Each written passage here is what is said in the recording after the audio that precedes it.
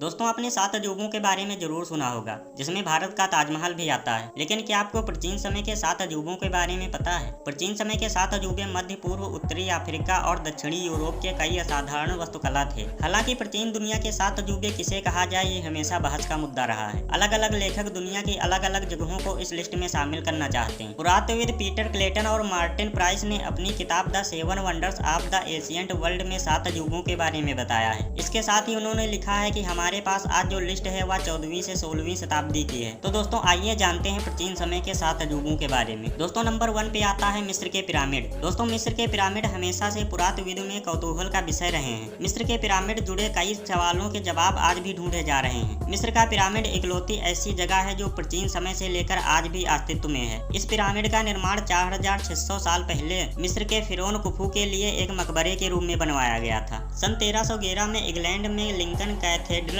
के central tower के निर्माण से पहले यह दुनिया की सबसे ऊंची संरचना हुआ करती थी। जब पहली बार पिरामिड का काम पूरा हो गया था तो इसकी ऊंचाई 147 मीटर थी, लेकिन आज इसके कई पत्थर गायब हो गए हैं, जिसके कारण इसकी ऊंचाई 139 मीटर बची है। पिरामिड के अंदर एक ताबूत का कमरा है, जहां एक गैलरी के जरिए पहुंचा जा सकता है। आमतौर पर इसे किंग्स चेंबर कहा जाता है। इसके अलावा पिरामिड में क्वींस चेंबर भी है। 2017 में वैज्ञानिकों के स्कैनिंग के दौरान एक और चेंबर दिखा था। दोस्तों, नंबर 2 पे आते हैं बेबीलोन के झूलते हुए बगीचे। बेबीलोन के झूलते हुए बगीचों के बारे में माना जाता है कि यह बाग इराक के बेबीलोन शहर में स्थित है। हालांकि इसके कोई पक्के सबूत नहीं है जो इस बात को साबित कर सकें कि यह बाग असल में थे। लेकिन किंवदंतियों के अनुसार 600 ईसा पूर्व बेबीलोन के राजा नबूकदनेस्सर द्वितीय ने अपनी पत्नी के लिए बनवाया था। बताया जाता है कि यह बाग जमीन पर न बनकर महल पर बने थे। हालांकि कई प्राचीन लेखकों ने इस बाग का जिक्र किया है। प्राचीन यूनानी इतिहासकार डियोडोरस सिलूकस ने अपनी पहली शताब्दी में लिखा कि बगीचे में पहाड़ी की ढलान की संरचना में बने थे। कई हिस्से सीढ़ी नुमा तरीके से एक दूसरे से जुड़े थे। हालांकि वर्तमान में पुरातत्वविद ने खुदाई की, लेकिन उन्हें इस तरह की कोई संरचना नहीं मिली।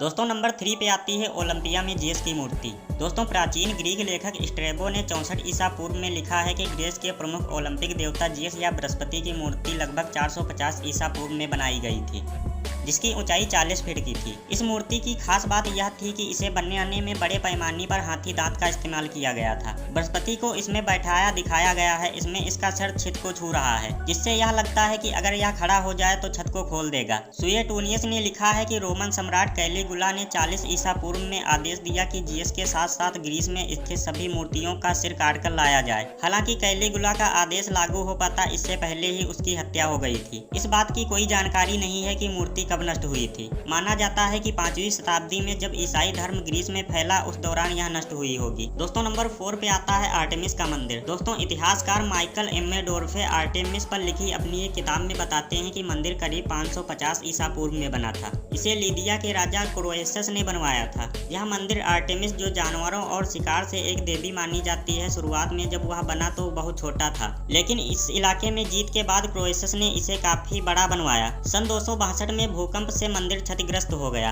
दोस्तों, नंबर 5 पे आता है हेलिकार्नेसस का मकबरा। दोस्तों, तुर्की के उत्तरी अनातोलिया के कैरिया में माउसोलस नाम के सामंत की मृत्यु के बाद 353 ईसा पूर्व में एक मकबरा बनवाया गया था। वहीं रोमन लेखक प्लिनी द एल्डर 23 से 79 ईसा पूर्व में लिखते हैं कि इस मकबरे को बनवाने में बेहतरीन मूर्तिकारों की एक टीम लगी थी। 350 ईसा पूर्व में माउसोलस की पत्नी का निधन हो गया, तब यह मकबरा अधूरा ही था। मूर्तिकारों के पैसों का भुगतान कैसे होगा, इसकी समस्या होने के बावजूद टीम ने उसे पूरा किया। प्लिनी ने लिखा है कि उन्होंने अपना काम नहीं छोड़ा। उनका मानना था कि यह उनकी कला और प्रसिद्धि का भी एक स्मारक है। यह इमारत 43 मीटर ऊंचा था और यह पिरामिड की ही तरह दिखती थी। दोस्तों, नंबर 6 पे है रोडस का कॉलसस। दोस्तों, रोडस का कॉलसस ग्रीक सूर्य देवता हीलियस की मूर्ति थी। वर्तमान तुर्की के रोड्स में जुड़े एक टापू पर इस विशाल मूर्ति को 280 ईसा पूर्व में बनवाया गया था। 226 ईसा पूर्व में एक भूकंप के कारण यह मूर्ति नष्ट हो गई थी। इस मूर्ति का आज कोई भी हिस्सा नहीं है। बताया जाता है कि मूर्ति 34 मीटर लंबी थी। दोस्तों, नंबर 7 पे है अलेक्जेंड्रिया का लाइट हाउस। दोस्तों, अलेक्जेंड्रिया का लाइट हाउस नाविकों को रास्ता दिखाने के लिए था। फिरौन टॉलमी ने द्वितीय पिलाडेप्स, जिन्होंने करीब 285 ईसा पूर्व से 286 ईसा पूर्व तक राज किया था, उसी के आदेश पर यह लाइट हाउस बनवाया गया था। प्राचीन इतिहासकारों के मुताबिक मिस्र में अलेक्जेंड्रिया का बंदरगाह उस समय दुनिया के सबसे बड़े बंदरगाहों में से एक था। बंदरगाह के लिए प्रवेश के दौरान यह